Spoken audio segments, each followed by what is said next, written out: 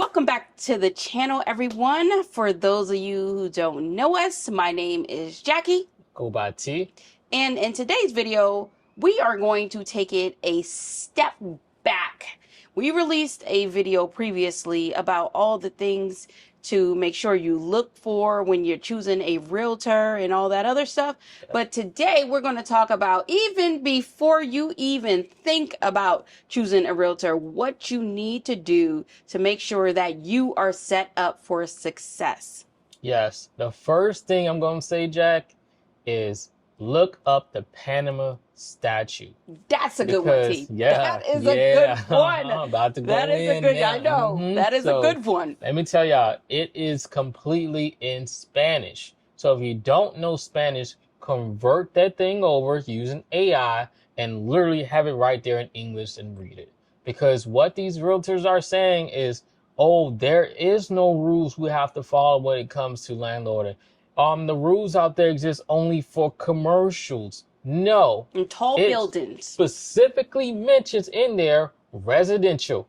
It separates residential from commercial in there and tell you the do's and don'ts. And what's quite interesting here, say for example, you don't follow certain rules in there, like with the security deposit and things like that, because they're lying on that too. They got to pay 10 times the amount of what the monthly rent is.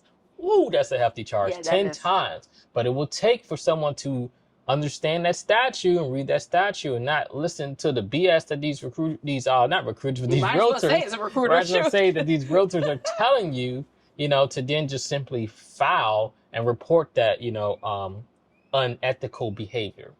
Yes, because speaking of unethical behavior, this is a good point.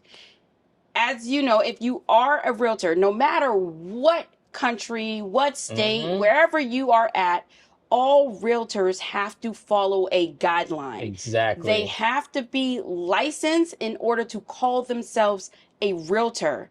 And actually, in order to be called a realtor, because many people think just because they got their real estate license, they are a realtor. That is a designation by the NAR, the National Association of Realtors. And any country in the world can be a part of that. So that's one thing that you definitely want to take into consideration, and you definitely want to do your research on that. Jack was sitting there talking about, oh, see, that's a good one, but look what she just went in on. So, I mean, but anyways, since you talked about that, I want to go into something added with that, but it's kind of a separate one in a sense. You can piggyback, right? These so-called, realtors, a lot of them, and I mean a lot of them, aren't licensed, guys. They aren't licensed, but it would take doing that research to see, hey, if this person is licensed or not. Because when it comes to expats, they already know, okay, these people gonna come, they just looking for a place to lay their head, so of course they don't know, the statute. They don't know about everything that Jack just talked about. They don't know this stuff, but they know expat money. They know you are coming to pay, more money that they can get from the locals, because the locals are making, median range of salary. It's about $600 some a month, $500 to $600 some a month. It depends on the profession. Yeah, still not as high. And yeah, but they considered high when you're at like $1,200 to $1,300 plus, in a lot of these areas. So factor in, that they know, okay, these Americans, for example, or these Canadians that are coming, whoever the case, they come in with the money. So they have places where they literally just target, you, and they refuse, to even get it off to any locals, because one, there's no credit checks here. So to even figure out a way to file an eviction, just like, man, what's the point? Because there's no credit check. So they're targeting specific expats. So you got to look out for those things. Right. Another thing, since we are definitely on this topic, understanding terminology. This is before you even get here. So when they try to come to you with that terminology, say it's the same thing, you are already one step ahead of them. So here we are learning that when they say security deposit, this is the biggest one, right? Security deposit, same as last month's rent, okay? Or if they charge a double security deposit, they are talking about they are charging for a security deposit and last month's rent. Understand that is not the same thing in any case of the term or anything. Last month's rent is last month's rent. But if you agree to that, okay, this is why this is so important. They are going to take it as last month's rent. Because one thing that you have to understand is all legal contracts, which contracts are legal, are in Spanish. Okay, we're just going into a whole nother topic. So the realtor that you are dealing with it is not an obligation for them to translate that into English for you. Nope. It is up to you to do your due diligence to ensure that that contract, that you understand the ins and out of that contract like no other. And another thing is, when it comes to the contracts in Spanish and English, the one in Spanish has to be signed. So you have to be very, I don't know how much we can reiterate this. You have to be very careful. I'm not saying that, they're going to be in games of bait and switching, writing things out, but you have to be very careful and understand different terminologies, because just because, for example, you speak Spanish, one way of saying one word may mean another thing in a certain type of Spanish dialect, but over here it may mean something completely different.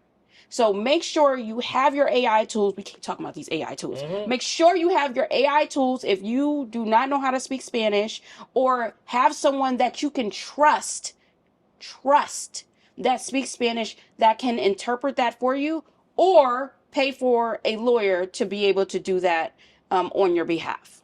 Yeah, two things with that real quick. Stick to your guns, okay? Because I'm telling you, yes, because they are going to try to tell you, no, it operates different here. This is the Panamanian way.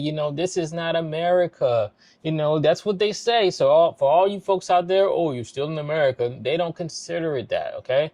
That's what they're going to do. This is the Panamanian way. This is not America. We're Panamanian. This is how it goes here. We follow a whole different set of rules. Stick to your guns. At the end of the day, something is governing something. There's some governance, right? It has to be some policies and things that exist out there. So stick with what you know. Now, the second part I want to touch on was when Jack was talking about the two separate documents. That should already be kind of a red flag for you if they're telling you, oh yeah, we're going to do it as a courtesy and give it to you in English so you can read. No, they are not the same documents. So now touching back to AI, what you want to do, we probably have to drop it below, or you guys can just download yourself. There's literally apps all over the place where you can literally have a phone and look over it and see it in Spanish, and it literally converts it over to English for you. But see, they don't know these things. They're thinking, oh, just stupid. That's what they're thinking. So don't be fooled by their foolery. Don't let it happen. Exactly. And also, while you're touching on that, I do not want anybody, please do not take this video out of context. This is strictly a before you do anything type of video, because it has happened to us, or we have known people where this has happened to. And the crazy thing is, we told you before in the last video, we know people that speak Spanish that has came down here and they have just got completely gotten over on. So just please be careful, especially when you're entering into any type of contract and anything like that. And this is like no bash to Panama or anything like that. This is just strictly, the red flags that we're seeing, that we are encountering, our experience. Yeah. Another thing, understand your budget. Okay, this is a big one. They're not going to ask you. Gems. Yeah, we're dropping so many gems. They are not going to ask you, okay, what is the, okay, so what they're going to ask you, what is your maximum budget? There's a reason why that question is being asked. And yeah, happens in the States too. So this is not just exclusive to Panama. But the reason why they're asking Well, what when is you're your, buying, it happens yeah, in the state. That's the when you're difference. buying. Not when you're renting. The reason why they're asking you that is because they're trying to push you to that max. That's where they're trying to get you to, as close to that max as possible. So you have to be very careful about what you say, because all are they going to be focused on is that number. That's it. So say some things like, let's say for example, if your budget is $1,500, then you wouldn't say your budget is $1,500. You would say something like, I really want to stay in the range of X amount of dollars. However, if something is appeasing to me and if something is worth it, then I have the ability to budge. However, this amount is the amount that I really want to stay at, with negotiations taken into consideration. Yeah, and just added with that, y'all know they want to push to the top because they're getting that first month's rent for their services from the landlord. So, if your budget is, you tell them 1,500, okay, oh man, can you push it a little? That's what they're looking for, because they're looking to get the best bang for their buck. They might show you something that's about $2,000, for example, and be like, hey, I can get this for you around 1875. So that's 1875 that they'll get instead of 1,500. So that's why they're going to push it to the max, because they're getting that. And on top of that, if you're paying more, but you got to go into that statute about advanced rent. Definitely look that up. I want somebody to comment on that now. I want somebody to comment on that. I'm not going to get an answer on that. So they were asked for then more rent, because guess whose pockets that's going in? It's not the landlord. It's crazy how it works here with that stuff. Look into the stat show. I'm pretty sure there's some other videos that might touch on this, but I haven't seen anything touch on that. Might be hard to find. But now my next thing that I want to talk about is, don't sign something when you are in another country. Oh, yes. Do Oh, not. yes. Because yeah, yeah, absolutely they're not. famous for talking about how people Just do that. Sight unseen. Don't trust that realtor, opinion. Oh, I'll go there and do a video of it and give it to you. Heck, honestly, we're even waiting on a video, and they say they were supposed to get content to us. We still haven't gotten our videos. Right. So don't expect that. Don't trust them on that. You want to be there physically to inspect that property to make sure everything is good to go. Especially because here the properties don't have the electric on yet. They cut that on when you are about to move in a lot of times. So then the water don't be on top of that. Right. Then some of them are still not really clean, as you would expect the property to look in the US, for example. Some of them don't even have appliances. So yeah, a lot of them don't have appliances. The majority that we've seen don't come with appliances. Oh, we'll do that once you sign the paperwork. And so, no, you have to make sure that everything's in writing. Do not move in, before that. And what it says too is about providing the security deposits due upon lease signing. So something else to think about with that. Yeah, you definitely want to push back, but you also have to be willing that, even though you're pushing back, they may not be willing to go against your terms. Because they can't screw you over. Yeah, because they can't screw you over. But you have to be willing to walk away, no matter how much you love that place, how much. Trust me, you're going to see the videos coming out and you're going to be like, oh my goodness. It doesn't matter. You have to walk away. You have to take your integrity and, just understand this is how it is. Business is business. Take emotion out of the equation. This is not an emotional thing, because operating off of emotion is exactly how you get caught in situations you do not want to be in. We can go all day with this thing. I My know. next thing, I have to bring this one up. You said the other ones were wow. I have to bring this up. If you don't know how to negotiate, take some negotiation courses. You must learn. Or call T or me. Yep, put the WhatsApp there. You have to know how to negotiate. Because if not, let's just face it, you're going to get screwed. Yeah. You're going to be paying way higher than what that property is worth and what they'll, accept from a local compared to, what they're trying to just get from you.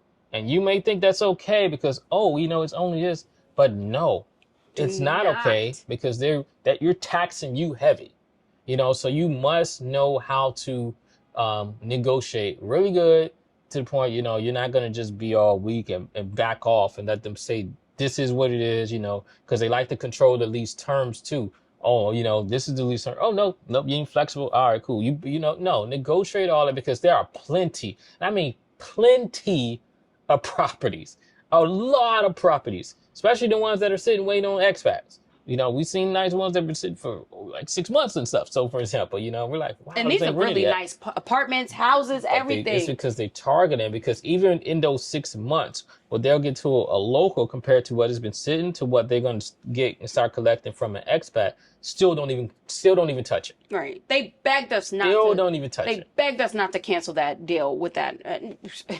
But it is what it is. We're not tied to property. We're really not. Like, if for anyone following us, we have property in the USA. If we can find a nice piece of land, if we can find a nice piece of property, find a nice apartment, looking with a very nice view, that would be one thing. But one thing that is not going to happen is that we're going to be taken advantage of. That's not what's going to happen. Another thing, since we're on money, do not look like you have money. I know that's a weird one. Don't go up in there. Look, y'all. Look. You see how T and I are dressed? We're about to go look at a property right now. Okay? I have on my gym clothes. T has on his Panama shirt. That's it. I got some nice dress shorts though. Yeah, nice dress shorts. These are nice but not shorts. Not business to any business stuff. But this covers up, and then this becomes a situation. Okay. Do not go like you have money. I'm not saying go like you a bum or something, but y'all have to understand something. This is across the board. Anytime someone looks like they have money, now we all know that people that look like they have money, they really don't be having money. But still, it gives off a certain, okay, yeah, let me butter you up. Mm-hmm. Let me butter you up. You real nice. Remember what they was doing to us? Mm-hmm. And y'all know we don't even dress like, we dress like, oh my God, that was so nice. Not saying that it wasn't genuine, but I mean, it was kind of over the top. I don't think it was genuine. I can feel genuine. Okay, well, it was kind of over the top, because they trying to, get us to spend that money. Because another thing is, be careful what you tell these realtors about your profile. Don't tell them all your damn business. They don't need to know all that. If you are retired, just tell them you're retired, you have a pension. Don't tell them you got properties, you got this, you got that, and blah, blah, blah, blah, blah, and all that. Nah. Because what they're doing, they're calculating. I don't blame them. Shoot, I'll be doing the same thing. Just use what's necessary. Do your research. Minimum. Look up the areas and see what area, suits you best. Because, some areas you can look up, they're nice parks. This area may be closer to, it may say expat community, more friendly. This area may say, a lot of English, whatever the case, look up the areas first to set your budget. And only give them part of your budget, no matter how much money you make. Don't try to be that big baller. Give them what's necessary for that, area. Because they're going to even look at, okay, based on this, because they even told us, based on this, can this individual buy food based on, what they give us? So they look at stuff like that because that's what it's based on. It's not based on a credit check. So, look into doing that 100%. I think this is probably going to wrap it up because we might have to do a part 3 on this video. I mean, this type of thing because there's a lot more things about it. Yep. And the next one that we can just do a whole video, but I just want to touch on a little bit. Understand what you want. The philosophy is, if you don't understand what you want, somebody else will understand it for you. And with that, y'all, I think this is going to end this video, T. Let's gonna wrap it up, Jack. You got more? No, No, this is for this no, video. that's a whole nother We're video not about to on make an hour understanding video exactly. of this. We're giving No, you, no, you know, no. these strong points, you know, and if you guys want another one of these, definitely comment below because there's a lot of information about it. All right, you guys, and until next time, peace out. Y'all know what it is. Stay positive. Stop being negative, some of y'all. See ya.